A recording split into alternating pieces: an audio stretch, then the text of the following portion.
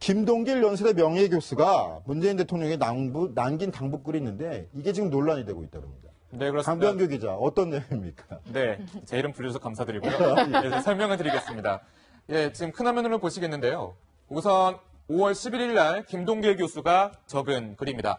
나는 내 입으로 노무현 대통령이라고 불러본 적이 단 한 번도 없다. 임기를 마치고 그렇게 부른 것에 대해서 미안한 마음을 품고 있었다라고 얘기를 했습니다. 자신의 그런 것을 좀 반성하는 듯한 문구일 수도 있는데 다음 페이지 넘겨보면 좀 상황이 다릅니다.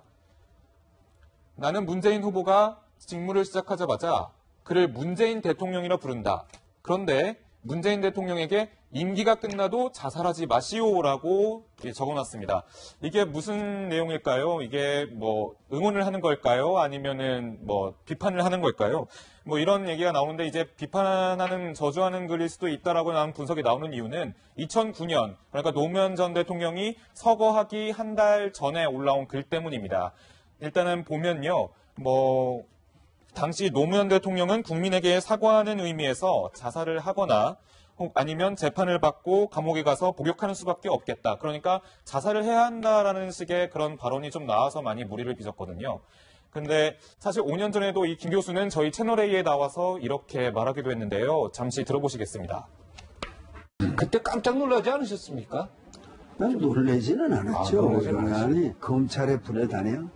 그러면 내용이 없는 걸 전직 대통령을 가지고 그렇게 검찰이 하겠냐? 내용이 있구나 뭐가. 이거는 검찰 앞에서 자백하고 결국은 감옥에 가거나 아니면 그건 부끄러워서 못하겠다. 네. 그럼 나는 스스로 목숨을 끊는다. 그 두 길밖에 없구나 하는. 네. 보시는 것처럼 이제 보수 논객으로 좀 활동을 하면서 노무현 전 대통령에 대해서 좀 약간 많은 비판이나 심한 말을 좀 했던 것으로 좀 알려지기도 했는데요.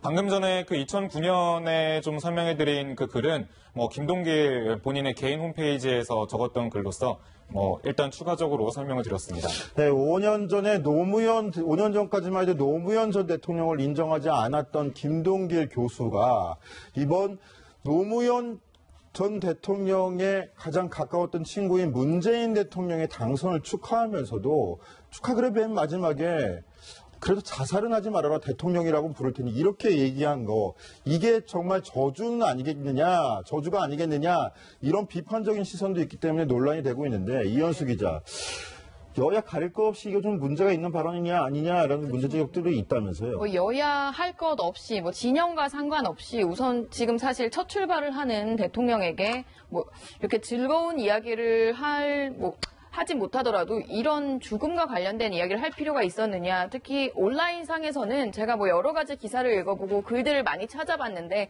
좋은 평가를 거의 찾기 어려울 정도로 사실상 비판이 많았습니다. 조금 소개를 해드리면요. 어르신은 존중과 존경의 대상이지만 당신은 아닌 것 같다라는 이제 김동길 교수에 대한 비판 목소리도 있었고요. 그리고 노무현 대통령에게도 막말하더니 라며 그 과거 이력을 알고 있는 그런 네티즌들도 꽤 있었고요. 그리고 지식은 많지만 인성은 아닌 것 같다 이런 비판들도 있었습니다. 사실 신동욱 총재마저 시대의 양심이 빛을 잃은 꼴이다라고 표현을 했을 정도니까요. 사실 이게 보수 진보를 떠나서 우선 새로 출발하는 대통령에게 할 이야기는 아니었다라는 평가가 중론입니다. 네, 보수층의 이런 따가운 시선도 문재인 대통령이 극복해야 될 과제 중에 하나라고 보이는데요. 자, 최석호 기자. 그런데 이번에 문재인 대통령이 취임 일주일도 안 돼서 본인이 내놓은 첫 정책이었죠.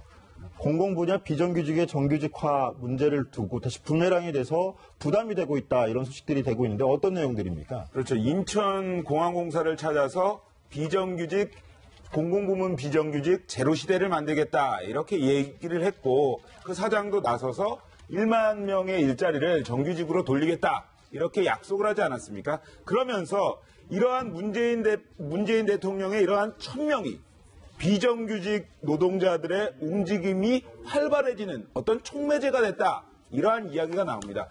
오늘 서울대 비학생조교 150여 명이 고용보장을 주장하면서 파업을 결의를 했는데요. 대학노조 서울대 지부 측은 고용보장을 약속한 서울대 측과 5개월 넘게 협상을 벌였지만 성과가 없었다 이러면서 파업하겠다 이렇게 얘기를 했습니다.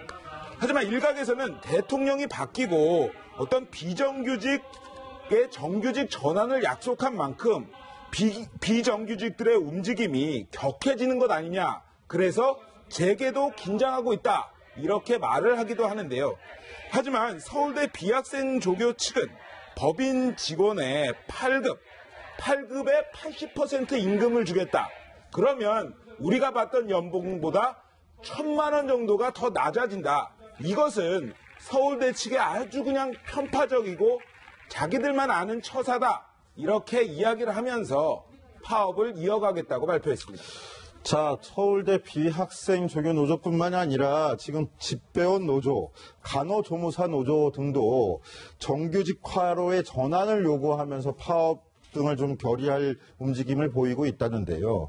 자, 문재인 대통령 본인의 임기 중에 공공분야 비정규직들을 전부 다 정규직으로 전환하겠다 약속을 했지만 이렇게 계속 한꺼번에 도출될 경우에는 문제가 좀 커질 것도 같고 네, 그렇죠. 또 비용 문제 등 부수 예산 문제까지 좀 지적이 되고 있다면서요. 네, 그렇죠. 그리고 뭐 문재인 대통령이 직접 현장에 가서 약속했던 공항공사 노조의 정규직 전환도 사실상 그렇게 바로 되는 문제는 아닙니다. 지금 공항공사에서 TF를 만들어서 그 방법을 구상을 하고 있기는 한데요. 사실상 바로 지금 정규직과 똑같은 정규직으로 모두 전환되는 건 현실적으로 어려울 거라는 게 전문가들의 이야기였습니다. 뭐 비용 문제도 그렇고요. 그리고 실제로 높은 경쟁률로 그 경쟁률 공채를 뚫고 들어온 기존 정규직들의 반발이 심할 거다라는 관측도 있었습니다. 그리고 그래서 현실적인 대안으로 이제 정규직과 비정규직의 중간 정도, 중규직이라고 해서 이제 정규직의 특별 부서를 신설해서 이제 그 비정규직들을 다시 별도 채용을 하는 방법도 검토를 하고 있는데요. 이제 사실상 이렇게 비용이 어마어마하게 들어간다고 하는데 그 비용이 들어가게 되면 신규 채용이 좀 어려울 거다라는 그런 이야기도 나오고 있고요. 사실 이 부분은 문재인 대통령이 그날도 얘기를 했지만 본인이 의지를 갖고 끝까지 챙겨야 하는 문제고요. 그리고 사실상 노사정이 사회적 대타협을 해야 하는 문제여서 당장 뭐 바로 전환시키겠다라고 해서 되는 게 아니라 문재인 대통령이 끝까지 사사건건 다 챙겨서 완성을 해야 이게 첫 사례가 되고 그 다음에 이렇게 사회적으로 점진적으로 번져야 사실 성공할 수 있을 거라고 봅니다. 네, 이런 정책 공약뿐만이 아니라 이런 정책 공약들을 뒷받침해줘야 될 당에서도 좀 문제가 발생하고 있는 것 같습니다. 당청 관계가 그렇게 부드러워 보이지는 않는데 자, 최석호 기자, 오늘 추미애 더불어민주당 대표가 대대적인 당 인사를 발표했어요. 이게 대선 끝나고 나서 승리한 당에서 있을 수 있는 일이냐라고 반발도 있는 것 같은데 어떤 내용인지 좀 알려주시죠. 네, 그렇기 때문에 뒷말이 나오고 있는 겁니다. 그 안규백 사무총장이죠. 선대위에서 총무본부장까지 역임을 하면서 대선에서 일단 뭐 승리를 이끌지 않았습니까? 그런데 안규백 사무총장을 갑자기 경질을 하고 이춘석 의원을 신임 사무총장에 앉혔습니다. 이것을 두고 이런 이야기가 나옵니다. 대선 승리를 이끈 것을 격려는 하고 잘했다고는 못할 망정 어떻게 경질을 할 수 있느냐, 말이 되냐, 이러한 당내 시각이 일고 있는데요. 이것을 두고 이제 추미애 대표가 지금 청와대와 인선추진위원회를 지금 만들려고 추진을 하고 있지 않습니까? 그런데 당 지도부에서 이것을 반대하자 교체를 한 것 아니냐. 그러니까 갑자기 교체를 한 것 아니냐. 이러한 비난 섞인 목소리가 나옵니다. 오늘 저 화면에 보시면 알겠지만 안규백 사무총장 굉장히 기분 나쁜 표정으로 별말 없이 아주 불쾌한 표정을 지었습니다. 네, 추미애 대표 당직자 인선 개편을 두고 갈등설이 나오자 직접 해명 아닌 해명을 하기도 했는데요. 그런데 표정들이 썩 좋지만은 않았습니다. 일단 대내외적으로 갈등 봉합을 하겠다는 건데 선거 기간 동안 고생해온 당직자들 입장에선 기분이 좋을 리가 없겠죠. 오늘의 최고의 장면 잠깐 들어보겠습니다. 들어보시죠. 이미 지난 1월과 3월 당무위원회에서 충분히 논의했었고 최종 의결되었던 바입니다. 이를 두고 인사추천 문제와 관련 당내 갈등이 있는 것처럼 비친 점에 대해 심히 유감을 표합니다. 오늘 중앙위 결의문을 통해 든든한 대통령, 든든한 집권당의 모토는 보다 구체적이고 보다 미래지향적인 내용을 담아내게 될 것이라 미리 알려드립니다. 전 당원 동지를 대신해서 감사의 말씀을 드립니다. 최근 언론 보도가 이상해서 사실은 당직의 최우두머리로서 저와 호흡을 잘 맞췄고 또 경질이다 이런 단어가 나와서 제가 사실은 승리를 기록한 이 최전방 사령관으로 그냥 기록에 남기십시오. 자, 추미애 대표가 직접 나서서 저렇게 지금 경질이 아니다라고 해명을 하는 모습인데 경질입니까? 경질이 아닙니까? 저 안규백 전 사무총장의 표정을 보시면 잘 알 수 있을 것 같은데요. 굉장히 표정이 안 좋지 않습니까? 안규백 전 사무총장 이렇게 얘기를 했습니다. 사임은 무슨 사임이냐? 관두라고 하니까 그만두는 거지. 이렇게 얘기를 했고요. 다른 지도부도 자연스럽지는 않다. 어떻게 대선에서 승리한 사람들을 경질할 수 있냐? 이렇게 굉장히 불쾌감을 드러냈습니다. 자, 지금 보시면은 오른쪽에서 두 번째, 지금은 가운데 앉아있는 사람이 안규백 전 사무총장이죠. 오늘부로 전 사무총장이 됐는데 추미애 대표가 지금 손을 꼭 잡고 있지만 얼굴은 그렇게 밝아 보이지가 않아요. 또 추미애 대표가 얘기할 때 앉아있는 자세도 등을 기댄 채로 좀 얼굴이 굉장히 표정이 안 좋다. 네, 기분이 안 좋다. 이걸 좀 티내고 있는 듯한 표정이지 않습니까? 그렇죠. 뭐 일부러 저렇게 보일 수도 있고요. 굉장히 나는 기분이 나쁘다. 지금 언론사들이 다 기자들과 카메라들이 다 와 있는 상태에서 저렇게까지 인상을 구긴 모습을 보이는 것은 자신이 굉장히 기분 나쁘다. 이런 것을 드러내 보이는 하나의 메시지라고 볼 수 있겠습니다. 그런데 왜 지금 굳이 물갈이를 해야 되는 겁니까? 이제 추미애 대표 입장에서도 인사추천위원회도 그렇고 자신이 당대표로서 어떤 당청 관계를 위해서 좀 손발을 맞추고 자신의 좀 위치, 입지를 더 다져야 하는 입장인데 당 지도부가 이건 좀 아닌 것 같습니다. 저건 아닌 것 같습니다. 할 경우에 자신이 어떤 해나가고자 하는 일들에 대해서 브레이크가 걸릴 수 있거든요.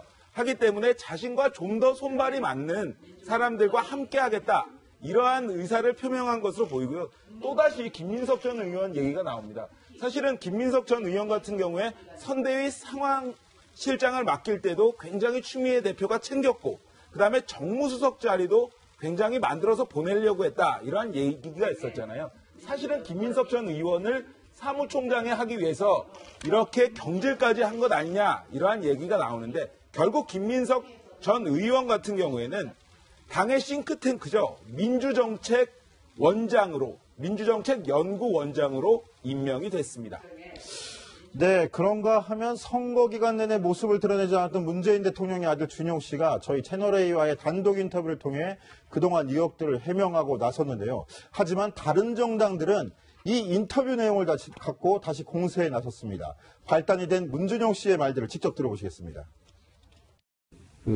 힘들었는데 어쨌든 아들이니까 겪을 수밖에 없는 일이라 생각을 해서 최대한 응원하면서 도와드리려고 노력을 했습니다. 주로 좀 전략적인 얘기였죠. 그렇게 해서 미안하지만 이렇게 제가 직접 대응을 하면 이게 네거티브 이슈가 커지기 때문에 대응을 안 하는 것이 좋겠다라는 게 계속 일관된 선거 캠프의 전략이었던 것 같습니다. 자, 최석호 기자, 문준용 씨의 저 발언, 캠프의 전략이었다. 내가 해명하지 않는 게 이게 왜 다른 정당에서 이 말을 꼬투리 잡고 나서는 건가요? 일단은 대선 기간 내내 문준용 씨가 얼굴을 보이지 않았던 것은 사실입니다. 그리고 문재인 대통령이 되자 저희 채널A와 단독 인터뷰를 한 건데요. 국민의당은 이렇게 얘기합니다. 아버지가 대통령 되니까 언론 플레이하는 것 아니냐 결국에. 그리고 또한 두 가지 요게 좀 중요한데요. 민주당이 지금 국민의당을 허위사실 유포로 고발을 한 상태 아니겠습니까? 그렇기 때문에 검찰에 문준용 씨가 가이드라인을 제시하는 것 아니냐, 수사 가이드라인을 주고 있는 것 아니냐, 이렇게 굉장히 날선 비판을 했습니다. 하태경 바른정당 의원 같은 경우에도 진작 밝혔어야 할 입사 원서 조작 가능성에 대해서는 전혀 얘기한 게 없다. 인정할 것은 인정하고 가야 되지 않겠냐. 이렇게 적극 비난하고 나섰습니다. 네, 시험대에 오른 건 이뿐만이 아닙니다. 이제 가출범한 문재인 정부에 맞서 북한이 대륙간 탄도미사일에 버금가는 신형 미사일을 발사해서 성공시킨 것인데요. 방금 전 북한은 보란 듯이 영상까지 공개했습니다. 먼저 그 영상 보시겠습니다.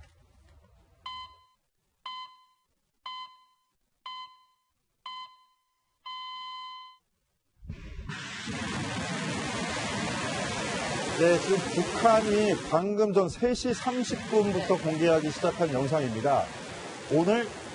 어저께 발사한 거죠? 어제 새벽 4시 48분경에 발사한 미사일 발사 장면을 그렇게 보란 듯이 영상으로 공개한 건데요. 네네. 이현수 기자, 저 미사일 왜 위협이 되는 겁니까?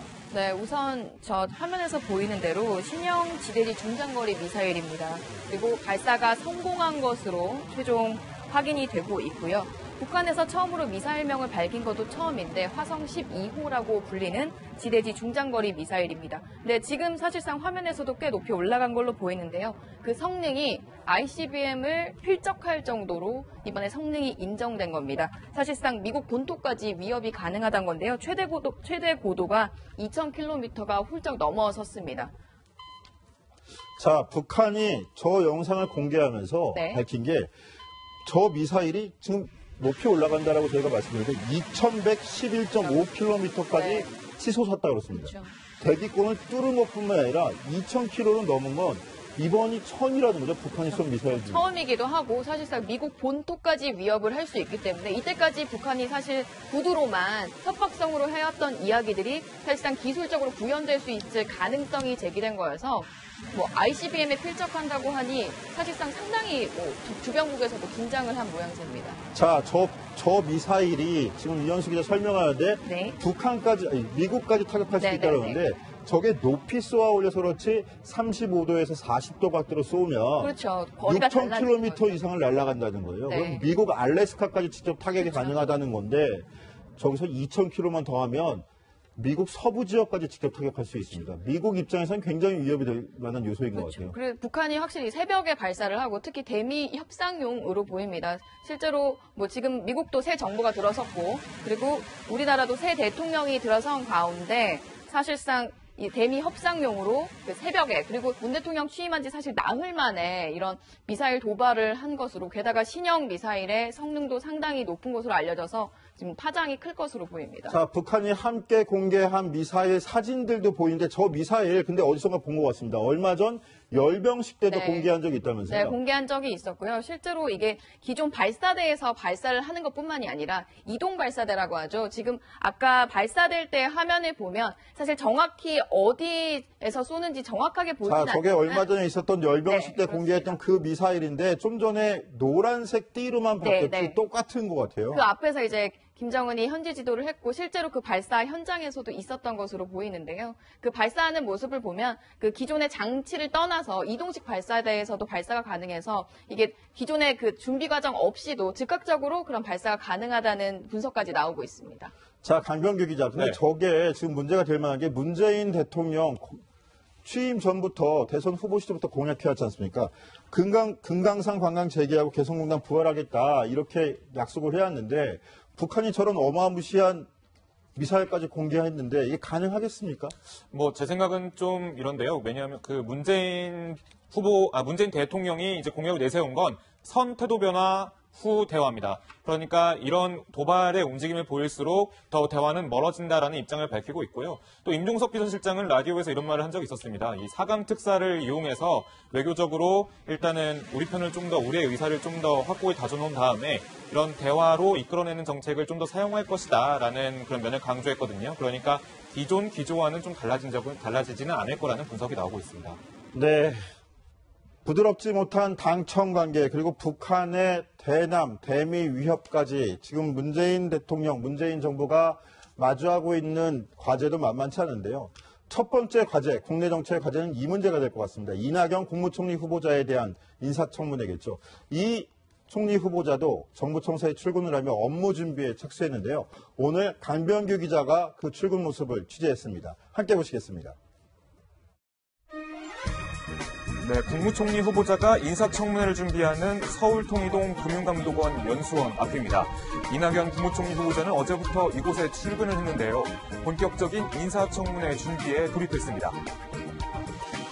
오전 9시 밝은 표정으로 출근한 이 후보자 곁으로 취재진이 몰렸는데요. 문재인 정부 첫 인사청문회를 앞두고 있는 만큼 많은 관심이 쏠렸습니다. 공부할 게 참 많으니까요. 차분히 공부하겠다 이런 마음입니다. 오늘부터는 정책 현안들에 대한 분야별 공부를 하게 됩니다. 책임 총리제에 대한 소신도 분명히 했는데요. 의전 총리, 방탄 총리 같은 형식적인 자리가 아니라 좀 더 강한 책임의식을 가지고 직접 밝힌 장관 후보자의 기준은 뭘까요? 뭐 균형이랄까 또는 개별적으로 좀 더 나은 분이 혹시 있는지 그런 것들이 관찰 대상이겠죠. 인사청문회를 포함한 모든 청문 절차 기간은 20일, 국회도 본격적인 청문회 준비에 나섰습니다. 국회 개헌특위위원장은 자유한국당에서 가져갔으니 인사청문 특위는 민주당 몫이라는 여당 내부의 주장. 자유한국당 관계자들은 검증 차원에서 야당이 위원장을 맡아야 한다고 주장했는데요. 팽팽한 줄다리기 속에서 오늘 국회의장과 여야 원내대표들은 문재인 정부에 대한 첫 인사청문특위위원장 자리는 여당이 맡기로 했습니다. 하지만 야권이 현미경 검증을 예고하고 나선 만큼 신경전은 계속될 전망입니다. 자, 이현수 기자. 네. 그 문재인 정부의 첫 관문인 이낙연 총리 후보자에 대한 인사청문회 어떻게 진행됩니까? 네, 오늘 그 국회의장과의 회동을 거쳐서 확실히 결정이 됐습니다. 우선 날짜는 24일과 25일 이틀간 진행됩니다. 그리고 청문위원장은 사실 여러 갈등이 있었는데요. 결국은 여당 더불어민주당의 정성호 의원이 맡기로 했습니다. 정성호 의원은 3선의 비문 의원이고요. 특히 그 대선 후보 경선 때 이재명 성남시장의 캠프에서 활약하기도 했습니다. 그리고 청문위원 구성을 보면 의석수에 맞춰서 더불어민주당 5명, 한국당 5명, 그리고 국민의당 2명, 바른정당 1명입니다. 사실상 더불어민주당 단독으로 할 수 있는 건 없기 때문에 사실상 문재인 대통령이 말한 협치가 제대로 된 시험대에 올랐다 이렇게 볼 수 있습니다. 네, 최석호 기자. 오늘 전병헌 정무수석도 국회를 찾았어요. 아무래도 이낙연 총리 후보자에 대한 인사청문회 당부도 있었겠죠? 그렇죠. 그 내용부터 한번 전해 주시죠. 예. 지난 11일에 임종석 비서실장이 찾았을 때는 추미애 대표가 병원행을 하면서 결국 만나지 못했습니다. 하지만 전병헌 정무수석은 오늘 아주 반가운 모습으로 만났습니다. 어제 사실 제가 청와대에서 취재를 했는데 전병헌 수석 이렇게 이야기를 했습니다. 추미애 대표가 가장 먼저 내게 축하 전화를 해왔다. 그리고 당장 오늘이라도 찾아가서 만나고 싶다. 이렇게 얘기를 했는데요. 하루 지난 날 오늘 찾아가면서 굉장히 화기애애한 분위기를 조성을 했습니다. 아무래도 전병헌, 3선 출신의 전병헌 정무수석을 통해서 어떠한 당청 관계의 원활성을 좀 더 갖고 보려는 청와대의 전략으로 해석이 되는 부분입니다. 네, 이현수 기자. 네. 자, 오늘 그 추미애 대표랑 정병헌 정무수석이랑 만났던 이야기 이어가고 있는데 어떤 재밌는 이야기들이 좀 있었습니까? 네, 가장 먼저 이제 축하 전화를 걸었다는 추미애 대표의 만남이 화기애애했는데요. 우선 그 영상부터 보시죠. 제가 갖고 있는 이 의자가 우리 민주당 대표실의 많은 의자 중에 제일 좋아하는 의자인데 그 자리에 이렇게 됐네요. 어제 가장 먼저 전화를 하셔서 축하와 격려해 주신 것에 대해서 이야기를 다시 한번 감사드립니다. 그래서 그 어느 때보다 당청 간의 소통도 원활하게 될 것이고 또 5당 협치에 많은 그런 역할을 기대하면서 저희가 힘을 실어 드리도록 하겠습니다. 예, 전병헌 정무수석 오늘 추미애 대표뿐만 아니라 야당 대표들도 연이어서 만났고요. 자, 그런데 강병규 기자, 네. 전병헌 정무수석이 게이머들 사이에선 갓병헌으로 불린다는 얘기가 있던데 그건 또 무슨 얘기입니까? 네티즌들 사이에서는 10대라면 다 알 수 있다라고 할 정도인데요. e스포츠 협회장 당시에 게임 캐릭터들 코스프레를 했기 때문입니다. 한간에 이런 얘기도 있었습니다. 박근혜 전 대통령은 오프라인 대통령, 그리고 전병헌 의원은 정무수석은 온라인 대통령 이런 얘기까지 나왔는데요. 저 사진 보시는 것처럼 이렇게 코스프레를 하면서 그 게이머들에게 다가가기 위한 노력을 굉장히 많이 했다고 하더라고요. 저게 게임 캐릭터를 네. 직접 분장하고 나온 거죠? 네, 그렇습니다. 워크래프트라든지 뭐 최신 당시에 게임 리그가 활성화되던 시기에 나온 그런 게임 캐릭터들을 흉내낸 것으로 알려졌습니다.